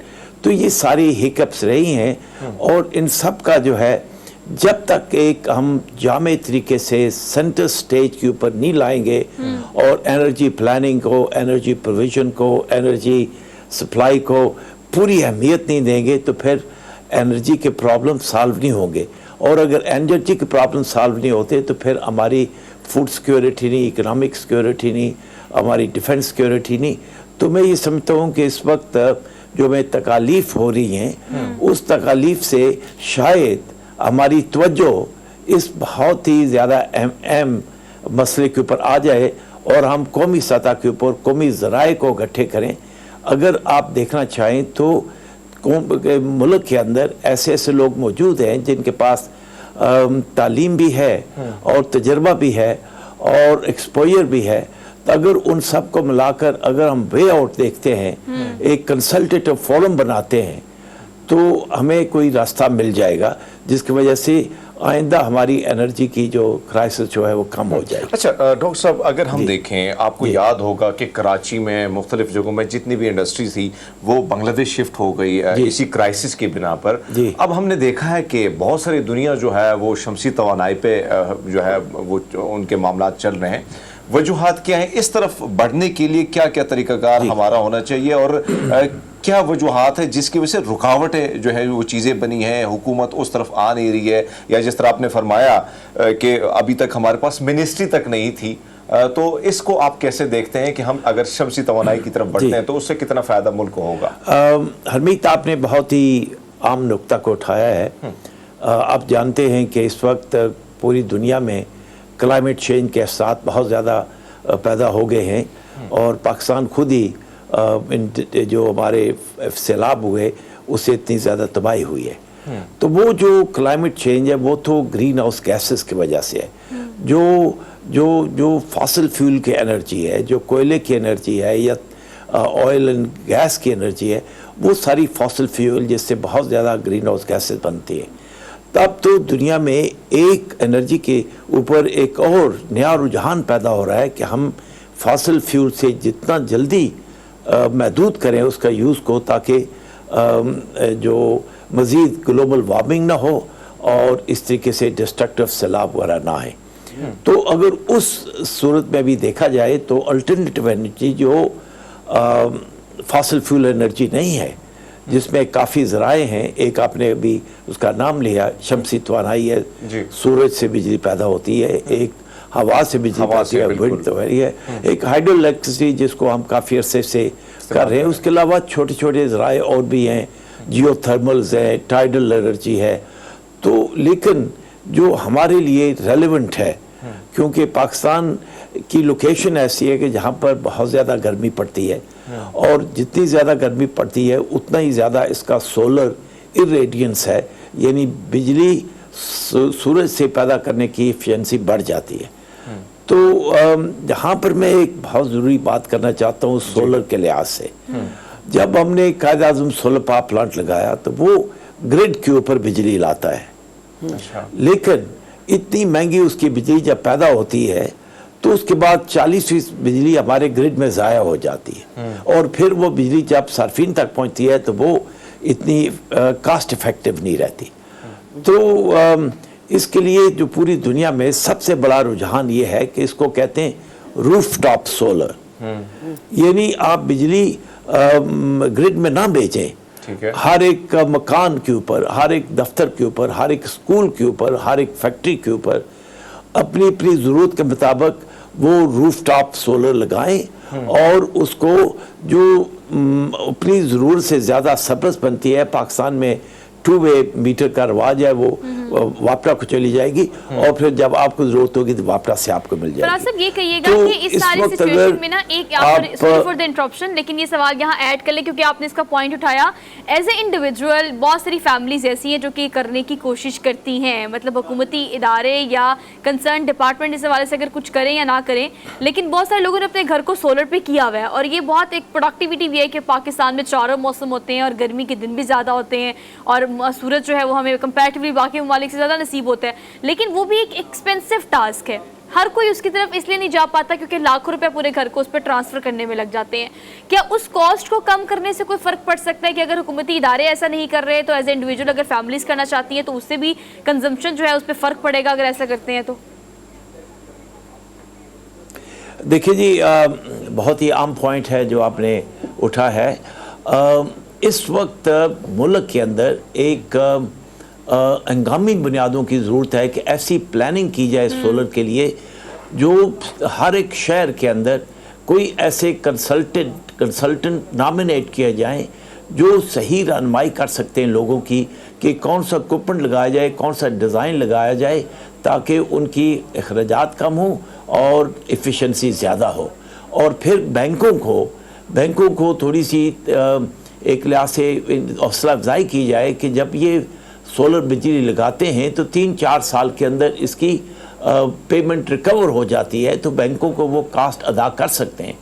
तो मैं समझता हूँ कि पाकिस्तान के अंदर रूफ टॉप सोलर का एक हंगामी प्रोग्राम बनना चाहिए जिसके अंदर लोगों की रहनुमाई हो और बैंक उनको कर्जे दें और फिर उसके अलावा जो वापटा है उनको टू वे मीटर बहुत जल्दी जारी करें ताकि ये इस हमारी बिजली तमाम बिजली हमारी सूरज के इस प्रोग्राम से पैदा हो सकती है। और जहाँ पर इस वक्त हमारा ग्रिड नहीं है, बहुत ज़्यादा पाकिस्तान का इलाका आबादी है जिसमें बिजली नहीं गई हुई, तो उसके लिए तो सबसे मौजूद ये है कि हम मिनिएचर ग्रिड बनाएं और मिनिएचर ग्रिड में सोलर को ऐड करें, जहाँ विंड हाउस को ऐड करें, यहाँ पर कोई बायोमास ऐड करें, लेकिन ज़्यादातर हिस्सा जो है सोलर से आएगा। तो मेरे ख्याल में 5 साल से लेकर 10 साल के अंदर पाकिस्तान के अंदर एक एनर्जी का इनकलाब काफ़ी हद तक बढ़ सकता है, लेकिन इसके लिए बहुत ही अच्छी प्लानिंग की ज़रूरत है। दुनिया पूरी में जहाँ जहाँ मिसालें हैं सोलर की, उसको मिसालों को स्टडी करें और फिर अपने अवाम के मिसाइल को सामने रखने के बाद ऐसा प्रोग्राम बनाएं कि जो सोलर पैनल्स हैं, मिसाल के तौर पर सोलर पैनल्स के ऊपर हमें ड्यूटी ख़त्म करनी चाहिए। ये जो मुल्क है अमेरिका है, बल्कि इंडिया में है, 30% तो सब्सिडी देते हैं सोलर पैनल लगाने के लिए और जो सोलर की जो ड्यूटी वगैरह है उसको भी वो माफ़ कर देते हैं। तो चूँकि एक प्रोग्राम को आगे बढ़ाने के लिए गवर्नमेंट को जो भी वो देश तरजीहात दे सकती हैं, उनको जो राहत दे सकती हैं, वो ज़रूर होनी चाहिए। मेरे ख्याल में अगर इस वक्त ऐसा वक्त आ गया है कि पूरी दुनिया कहती है कि आप फॉसिल फ्यूल से हट जाएं और पाकिस्तान के अंदर बिजली के जितने भी आपने लगाते चले जाएं, जब ये चाइना पाकिस्तान इकनॉमिक कॉरिडोर के ज़रिए कोई 20,000 मेगावाट नई बिजली लगी तो सब कहते थे कि सरप्लस है, अब वो भी हमारे पास शॉर्ट हो गई है।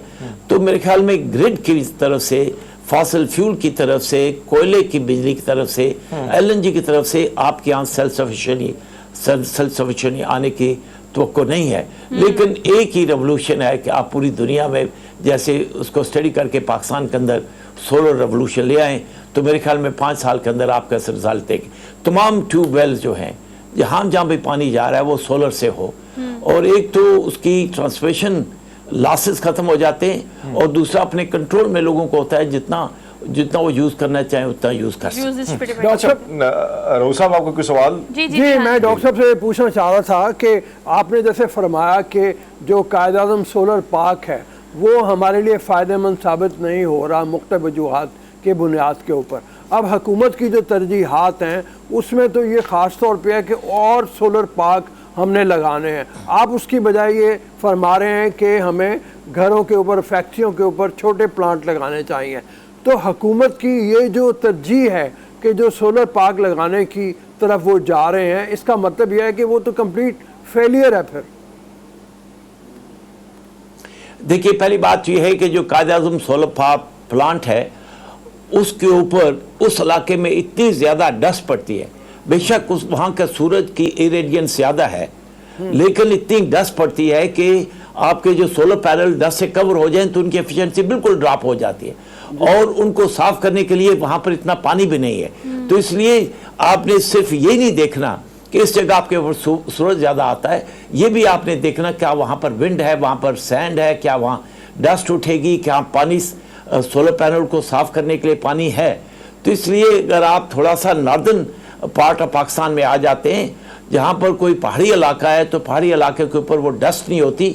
बेशक थोड़ा सा फ़र्क हो जाएगा इरेडियंस का, लेकिन डस्ट ना होने की वजह से उनकी एफिशिएंसी ज़्यादा होगी।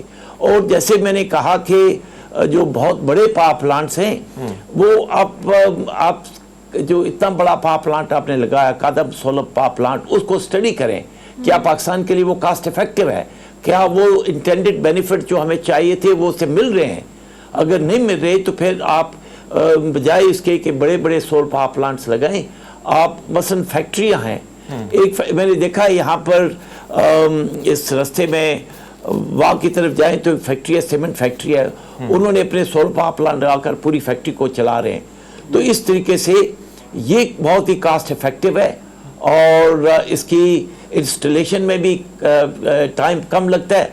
मेरे ख्याल में अगर रिवोल्यूशन आप चाहते हैं तो ये रूफ टॉप सोलर सिर्फ ये घर के छत ही नहीं, यूनिवर्सिटियों के, फैक्ट्रियों के, दफ्तरों के, फैक्ट्रियों के सबको अगर आप सोलराइज कर देते हैं तो आपका बहुत जल्दी में चैलेंज कम हो जाएगा। अच्छा डॉक्टर साहब, आपने बड़ी अच्छी गुफ्तगू की और खासकर आपने जो तवज्जो दिलाई है शमसी तवानाई के हवाले से और बताया कि क्या तरीक़ाकार हो सकता है।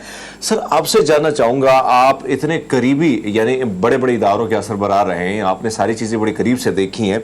वापडा का जिस अभी जो सिस्टम चल रहा है हमारे मुल्क का, वापडा के हालात पर या उसका जो तरीक़ाकार है उस पर बड़े सवालात उठते हैं, चाहे बिलिंग की तकसीम हो या कुछ ऐसे शहर जो हमने देखे कि वहाँ पर बाकायदा बिजली तो है लेकिन लोग बिल तक नहीं पे करते और ना वापडा के जो लोग हैं या वो काम करने वाले वो भी वहां पे नाकाम ही नजर आते हैं। इस वजूहात को, इन सारी चीजों को, इन कोताहियों को कैसे दूर किया जाए, क्योंकि अभी तो हम देख रहे हैं कि हुकूमत की जानिब से उस किस्म के इनकलाबी इक़दाम की तरफ वो नहीं बढ़ रहे हैं। आपको पता है कि सियासी बहरान जो है मुल्क में वो उससे ही नहीं निकल रहे हैं, तो इस सिस्टम की तरफ तो ध्यान है ही नहीं है। लेकिन इस सिस्टम को कैसे ठीक की जाए, वापडा का जो सिस्टम है इस निज़ाम में तब्दीली की कितनी जरूरत है? असल में मैं यहाँ पर एक मिसाल भी दूंगा कि सेकेंड वर्ल्ड वॉर में चर्चिल जो इंग्लिस्तान के प्राइम मिनिस्टर थे उन्होंने एक फिक्रा बोला था कि जब तक वेस्ट मिनिस्टर में हमारी अदालतें इंसाफ मुहैया करती रहेंगी तो इंग्लैंड बच जाएगा। मैं ये कहूँगा आजकल के ज़माने में ये कहा जाता है कि जब एक मुल्क की यूटिलिटीज़ जो एनर्जी के महकमे होते हैं जिसमें गैस है या पावर है, अगर वो फ़हाल हैं जी और वो सॉल्वेंट हैं, फ़हाल हैं, एफिशिएंट हैं, तो उस मुल्क की तरक्की को कोई नहीं रोक सकता। यही हमारा मसला रहा है सर जी। हमारा मसला ये रहा है कि हमारे जो हमारे अदारे थे एनर्जी के वो सॉल्वेंट नहीं हैं, वो फ़हाल नहीं हैं और उसमें उसके कितने वजूहात हैं। एक वजह तो ये है कि लोग ख़ासकर वो बासर लोग बिजली इस्तेमाल करें तो वो बिल पे नहीं करते बल्कि अपनी हद तक समझते हैं कि वो पब्लिक यूटिलिटीज़ के बिल अदा करें। तो ये चीज़ गैस में है, ये चीज़ पावर में है, वापडा में। और फिर जो है हम पाकिस्तान में जिस वक्त एक अदारा अकेला होता था वापडा, उसको डिसएग्रीगेट करके लादा किया था और इस वक्त 10 डिस्ट्रीब्यूशन कंपनी हैं और यही इरादा था कि डिस्ट्रीब्यूशन कंपनियों को प्राइवेटाइज कर दिया जाएगा ताकि प्राइवेट सेक्टर में जाकर तो ये एफिशिएंट हो। लेकिन आज दिन तक कोई यूटिलिटी डिस्ट्रीब्यूशन कंपनी प्राइवेटाइज नहीं हो सकी क्योंकि उनकी उस लेवल की एफिशिएंसी ठीक है। फराज अहमद साहब, thank you so much for being there. Thank you so much for being there. आपकी बात बिल्कुल ठीक है कि पॉलिसीज भी बनाई गई हैं, सिस्टम बनाने की कोशिश भी की गई है, लेकिन फिर भी हम उसको उस तरह से फाल नहीं कर सके। काफ़ी स्ट्रेसफुल चीज़ें हो गई हैं, माहौल हमने काफ़ी स्ट्रेसफुल बना दिया, लेकिन इश्यूज़ इतने हैं कि उन सबको एड्रेस करना भी टाइम बाय टाइम बहुत ज़्यादा ज़रूरी है। अभी हमने एक क्विक ब्रेक लेनी है, क्विक ब्रेक लेके वापस आते हैं। आप देखते रहिए प्रोग्राम जिसे हम कहते हैं गुड मॉर्निंग पब्लिक।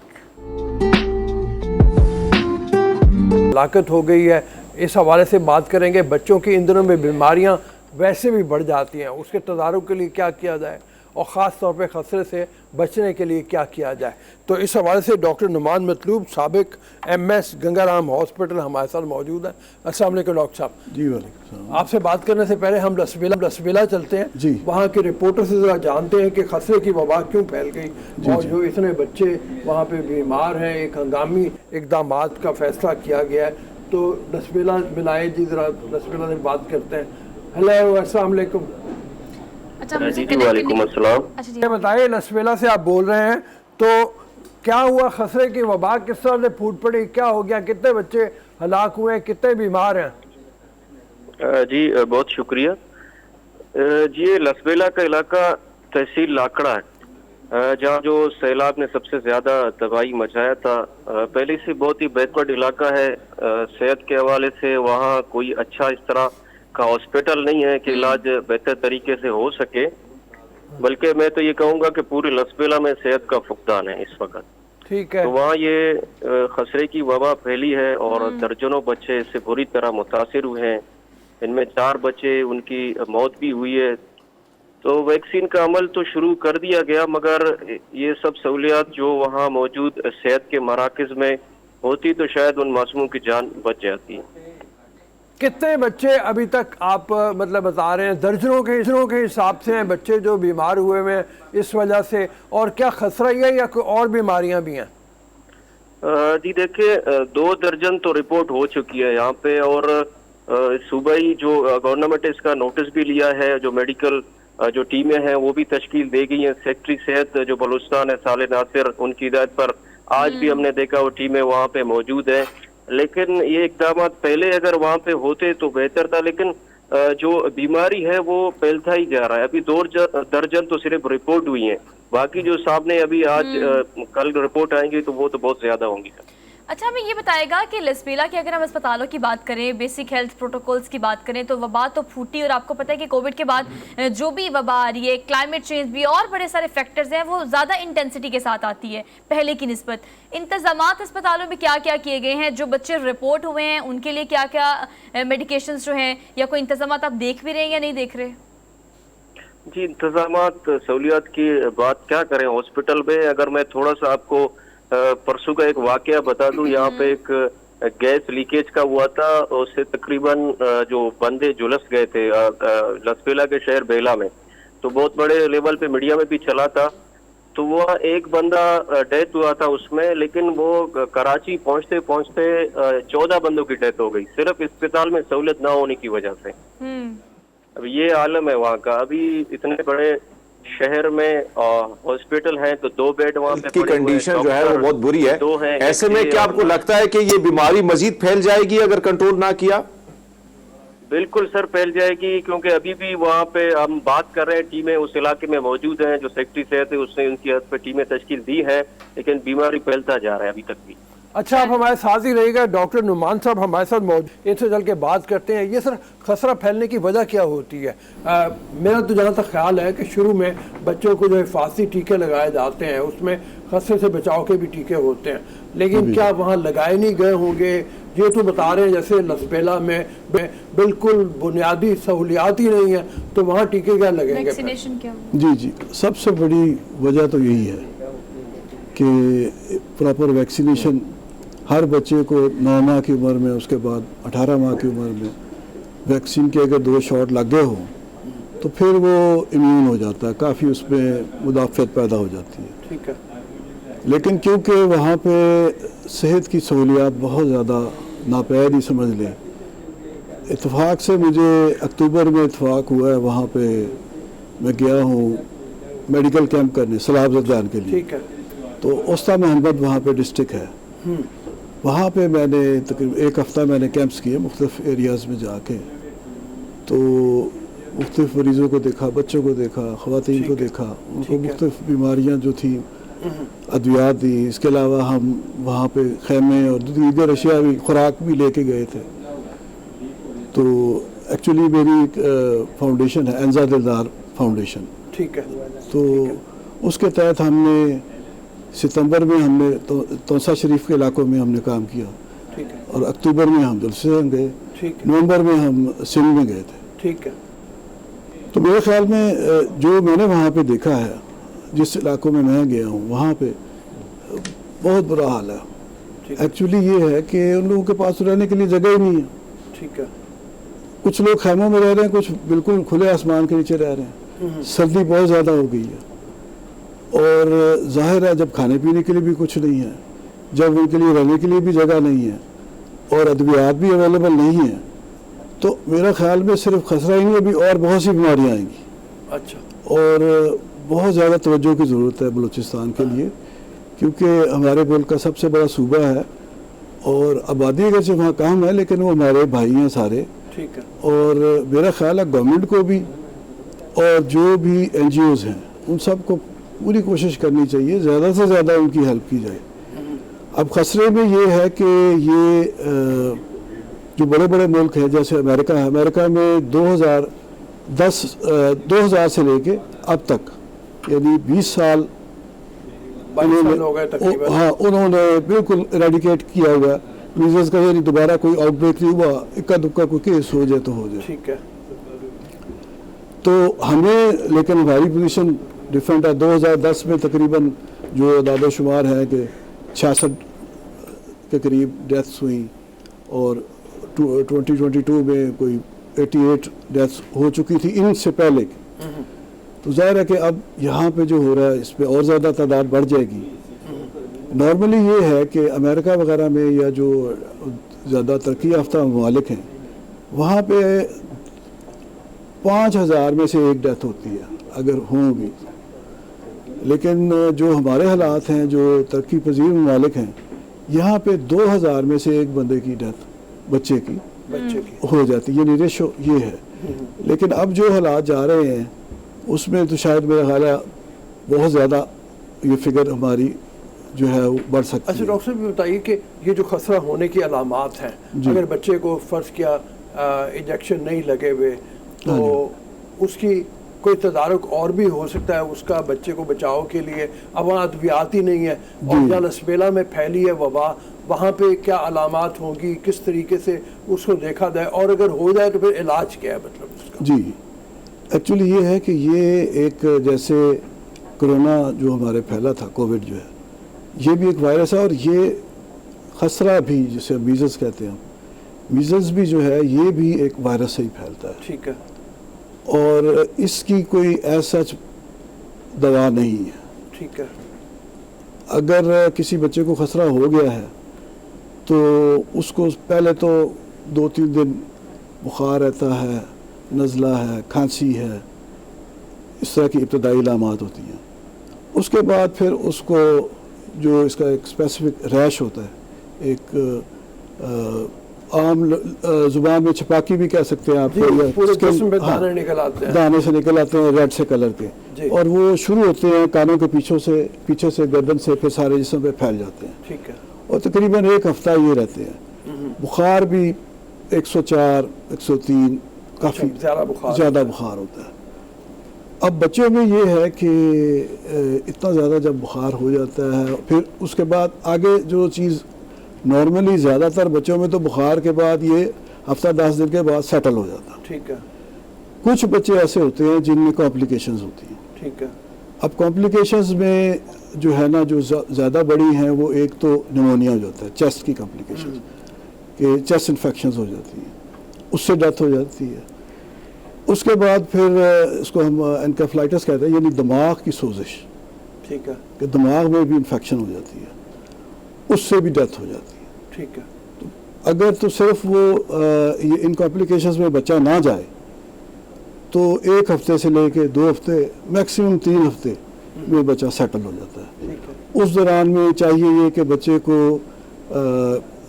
पानी वगैरह और दूसरे जो मशरूबात हैं, ठीक है, यखनी दे दे और चीज़ें दे दे, ताकत वाली अशिया जो है ग़िज़ाएँ वो खिलाई जाए। ठीक है।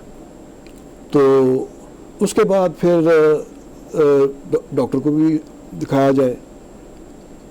वहाँ पे क्योंकि बहुत ज़्यादा कमी है तो मेरा ख्याल है या तो कोई ऐसा तरीका हो कि वहाँ पे कोई हंगामी तौर पे कोई फ्लड वालों के लिए या जैसे दूसरे कैंप्स लगते हैं वैसे कोई कैंप्स लगाए जाएं महकमा सेहत की तरफ से, या कोई ऐसी सरकारी बिल्डिंग्स जो हैं जहाँ पे रखा जा सकता है। तो बलूचिस्तान गवर्नमेंट से हम रिक्वेस्ट कर सकते हैं कि वहाँ पे फौरी तौर पे इक़दाम करें इस तरह के। बिल्कुल बिल्कुल जी। तो वो ये है कि बच्चों के लिए जो कॉम्प्लिकेशंस हैं जिनमें उनको THQs में या DHQs में ट्रांसफ़र किया जाए, और जो जिन बच्चों में इतना ज़्यादा मसला नहीं है उनके अंदर फिर हम जो है ना वो वहीं पे लोकली इनको ट्रीट कर सकते हैं। ठीक है। अच्छा, ये जो बीमारी है ये क्या सिर्फ बच्चों तक ही महदूद रहती है या बड़े लोगों को भी हो सकती है? बड़ों को भी हो सकती है अगर उनके अंदर क़ुव्वत मुदाफ़अत ना हो। जैसे जो प्रेग्नेंट औरतें हैं जो जिनको हमल है उनको भी हो सकती है। ज़्यादा ओल्ड एज वाले जो हैं अबव 40s 50s 60s वाले जो लोग चले जाते हैं उनमें भी हो सकती है। हामला ख़वातीन में ये मसला होता है कि अगर उनको हो जाए मीज़ल्स तो उसके बाद प्रीमेच्योर डिलीवरी भी हो सकती है। जो बच्चा पैदा होगा उसको उसके ब्रेन पे भी इफेक्ट हो सकता है। अच्छा, हाँ जी, इतना खतरनाक है।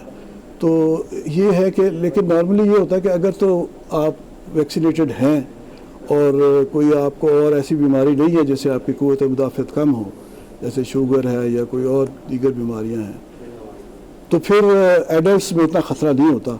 ज़्यादा ये बच्चों में ही होता है। अंडर 5 इयर्स के लिए तो डेथ का बहुत ख़तरा होता है। अच्छा, ये कहिएगा कि हम जिन फैमिलीज़ से नॉर्मली हम देखते हैं हमारे सामने जो एग्जांपल्स होती हैं, खसरा का बहुत सारा इलाज घरों में ख़वातीन भी करती हैं, बहुत सारे टोटकों से, बहुत सारी चीज़ों से, और कहा यह जाता है कि बचपन में एक दफ़ा आपको खसरा होना ज़रूरी भी होता है या हो जाता है ना। लेकिन अब जो केसेस सामने आ रहे हैं कंपैरेटिवली, आपको पता है मैंने पहले भी चीज़ कोट की कि कोविड के बाद हालात काफ़ी मुख्तलिफ हो गए हैं, बीमारियों की इंटेंसिटी भी ज़्यादा हो गई है, फिर हमारा इम्यून भी कमज़ोर हो गया है। तो अब ये जो खसरा है ये दोबारा भी बच्चों को हो सकता है, बड़ों को भी हो सकता है। अगर बचपन में हो गया तो क्या ये कन्फर्म है कि दोबारा नहीं होगा बड़ों को? एक्चुअली ज़्यादा तो जिसने सही वैक्सीनेशन करा ली है, 2 वैक्सीन जिसको लग गई है, ये MMR से हम कहते हैं, मीज़ल्स मम्स रूबेला, 3 बीमारियों की इकट्ठी लग जाती है वैक्सीन। तो अगर तो 2 डोजेस लग चुकी हैं फिर तो इतना ख़तरा नहीं है। या अगर बच्चा अगर तंदुरुस्त तवाना है, लेकिन अब देखें ना जैसे बलूचिस्तान में अगर वो उस बंदे को खुराक ही नहीं बच्चे को मिल रही, उसको रहने के लिए प्रॉपर जगह ही नहीं है, तो उसको तो हर बीमारी फ़ौरन वो कैच करेगा। और ये बीमारी ऐसी है जो कि जब मरीज़ छींकता है या उसका ज़ुकाम उसको आता है, जो भी हमारी सिक्रीशंस हैं वो ड्रॉपलेट्स जो हैं वो जिस भी और बच्चे को लगेंगे और ये बड़ी तेज़ी से ये कैच करता है। मतलब अगर आपके पास एक कमरे में बच्चा है उसको है तो वो बड़ों को भी हो सकता है, या और कोई ऐसा कंप्रोमाइज किस्म का कोई पेशेंट है तो उसको भी ये कैच कर लेगा फ़ौरन। तो इसलिए ज़रूरत इस बात की है कि जिस बच्चे का पता लगे कि उसको ये बीमारी हो गई है उसे आइसोलेट किया जाए, और जो फैमिली मेम्बर्स हैं वो भी एहतियात करें, मास्क वगैरह लगाएं, और जो भी उसे जो अटेंडेंट्स हों वो बाहर निकलने से पहले अपने हाथ जो है वो कोई डिसइंफेक्टेंट से जैसे डेटॉल सोप है या वही जो कोविड के ज़माने में, हाँ जैसे वो सारे प्रोटोकॉल जो हैं वो सारे प्रोटोकॉल जो है वो करने चाहिए ताकि ये बढ़े ना आगे। और जितने बच्चों को हो चुकी है उनको आइसोलेट किया, चाहे घर में किया जाए चाहे हॉस्पिटल में किया जाए, और जो ज़्यादा कॉम्प्लिकेशंस इनकी हो चुकी है उनको फिर हॉस्पिटल में ही रखा जाए। लेकिन हालात जहाँ पे 1-2 कमरे के मकान होंगे वहाँ आइसोलेट क्या करेंगे घरों में, और हॉस्पिटल वहाँ है कोई नहीं। हरमीत का सवाल ले लेते हैं। जी हरमीत। जी अच्छा डॉक्टर साहब, अगर हम देखें ये जो सिलसिला जिस तरह बलूचिस्तान का आपने जिक्र किया और हमारे रिपोर्ट ने लसबेला का जिक्र किया, अब ये जो एक तो बुनियादी सहूलियात वहाँ पे नहीं है, लेकिन ऐसे में ये बच्चे जो मुब्तला है खसरे की इस बीमारी में, अगर ये सीरियस कंडीशन से वापस आकर ये ठीक भी हो जाते हैं तो ऐसे में आगे मुस्तकबिल में इनको किन किन मसाइल का सामना होगा। और दूसरी बात, अभी इमरजेंसी की बुनियादों पर जिस तरह आपने जिक्र किया कि ये चीज़ें तो ये टीका जो है ये तो लाजिम होना चाहिए, वो सहूलियात भी नहीं है, तो ये कितना बच्चों को, आने वाले उस बलूचिस्तान की नस्लों को कितना बड़ा नुकसान है कि वो इस बीमारी से जूझते जाएंगे, या तो दुनिया से चले जाएंगे और या बीमारी में मुब्तला ही रहेंगे। बिल्कुल, ये जो बीमारी है इससे भी डेथ्स काफ़ी होने का इम्कान है। मज़ीद दीगर बीमारियां भी बहुत सारी वहाँ पे हैं, जैसे कि मैंने ख़ुद ऑब्ज़र्व किया है जब मैं बलूचिस्तान में गया था कि वहाँ पे आँखों की बीमारियाँ, कानों की बीमारियाँ, डायरिया बहुत है, मलेरिया बहुत है, यानी इतना मलेरिया है। और जिन इलाकों में हम गए जहाँ पानी खड़ा हुआ था वहाँ पे जैसे फौजें होती है ना मच्छरों की, इस तरह फिर रहे थे मच्छर। तो वहाँ पे ये है कि दवाइयाँ भी क्लोरोक्विन वगैरह, बेसोक्विन, ये भी नहीं मिल रही थी। काफ़ी ज़्यादा स्टॉक हम लेके गए थे, लेकिन फिर हमें वहाँ से भी आगे पीछे से और मंगवाना पड़ा। तो ये है कि इस पर बड़ा सीरियसली गवर्नमेंट को और बाकी भी जो इदारे हैं उन सबको नोटिस लेना चाहिए। ये सिर्फ ना सिर्फ ये कि खसरे से बहुत ज़्यादा लोग मर सकते हैं अगर ये आउटब्रेक ज़्यादा फैल गया, बल्कि ये कि दीगर बीमारियों से भी। और बीमारियों से पहले ये है कि अगर उसको रहने के लिए जगह ही नहीं है या वो उसके पास रज़ाई नहीं है, बिस्तर नहीं है, तो वो बच्चा कैसे सर्वाइव करेगा? वो टेंटों में भी नहीं रह सकते, इतनी तो वहाँ ठंड है। ये कहेगा क्या खसरा कॉन्टेजियस होता है, मतलब क्या आपको इससे खतरा होता है कि आप लोग जो है वो इससे इफेक्ट होंगे? बहुत ज़्यादा कंटेजियस, बड़े भी हो सकते हैं। एक तो मैं तो बचपन का जो मुझे वाकया याद है वो ये है कि घर में अगर एक भाई को हुआ है, बहन को हुआ है, तो सारे बच्चों को ऐसे ही होता है, ऐसे ही। वो इतनी तेजी से फैलता है कि जिसकी को आता है। जी बिल्कुल बिल्कुल ऐसे ही है। सर इस हवाले से अगर बड़ों की बात करें तो आप मतलब क्या बड़ों में ये रेशो मतलब पहले तो अगर नहीं थी तो क्या अब ये रेशो एक्सपेक्ट की जा सकती है? बिकॉज अब हमारा सिस्टम भी उस तरह का नहीं रहा, हालत उस तरह से नहीं रही, सेहत वैसी नहीं रही जैसे पहले थी। बिल्कुल ऐसे ही है। एक्चुअली ये है कि ये डिपेंड करता है कि उसका इम्यून सिस्टम कैसा है, यानी उसकी जो क़ुव्वत मुदाफ़अत है बड़े की वो कैसी है, और वो बचपन में उसको वैक्सीनेशन हुई है या नहीं हुई। अगर तो बचपन में वैक्सीनेशन हुई है, जैसे अब आपने कहा कि एक बच्चे को हुआ तो वो कहता है ये सबको हो जाए, चलो सारे, यानी वो एक आप समझ रहे नेचुरल वैक्सीनेशन। तो अगर किसी को हुआ है बचपन में तो फिर वो एक तरह से इम्यून ही हुआ होता है। सर आजकल ये भी होता है कि मैं सॉरी आपकी बात को काट रही हूँ, लेकिन इसको ऐड कीजिएगा इसमें कि आजकल ऐसा है कि एक बीमारी दूसरी बीमारियों का मौजब बनती है, और हमारे हालात इस तरह के हैं या कि सैलाब ज़दगान और इलाकों की अगर हम खास तौर पर बात करें तो वहाँ से कोई वबा फूटे तो इर्द गिर्द के इलाके फौरी तौर पर और जल्दी कंपैरेटिवली मुतासिर हो जाते हैं। तो आपको क्या लगता है इस हवाले से कि अब ये जो नई नई चीज़ें सामने आ रही हैं, ये इसको किस तरह से कैटर किया जा सकता है, ये किस तरह से एहतियात से, सिर्फ इलाज की तो मैं बात ही नहीं करी ना, बचा जा सकता है? इसमें यही है कि एक तो पहले उन लोगों को हेल्प आउट किया जाए जितना मैक्सिमम हम कर सकते हैं। दूसरा ये कि क्योंकि इसको फैलने के बहुत ज़्यादा चांसेस हैं, इसलिए हमें उनको आइसोलेशन करनी चाहिए। बाकी कोई ट्रीटमेंट हो या ना हो, हाँ वो बच्चे जो है इवन अपने फैमिली मेम्बर से भी उनको आइसोलेट किया जाए। और जो मदर है या फादर है, जो लोग उसको लुक आफ्टर कर रहे हैं, वो भी एहतियात करें। देखें अगर फ़र्ज़ कर लें वो जो रतूबतें सारी जो खारिज हो रही हैं नज़ले से, ज़ुकाम से, खांसी से, वो उनके हाथों पे लग गई हैं, पेरेंट्स के भी। अब वो बाहर जाके किसी और चीज़ को लगाते हैं तो उससे भी ये जो है ना वायरस जो है वो आगे और लोगों को ट्रांसफ़र हो सकता है। कॉन्टेजियस है। ठीक है sir, thank you so much for being here.